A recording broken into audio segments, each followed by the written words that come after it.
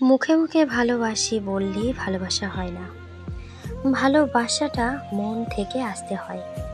মন থেকে ভালোবাসার মানুষটাকে স্বীকৃতি দিতে হয়। ভেতর থেকে আবেগ অনুভূতি তার জন্যই আসতে হয়।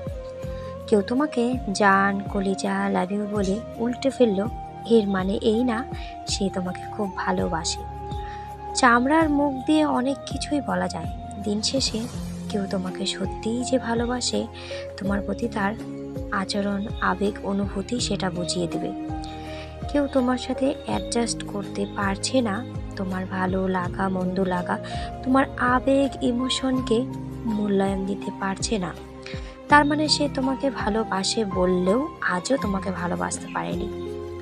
যে তোমাকে সত্যিই ভালোবাসবে না, তার তোমার সাথে কথা বলার জন্য ব্যাকুলতা থাকবে।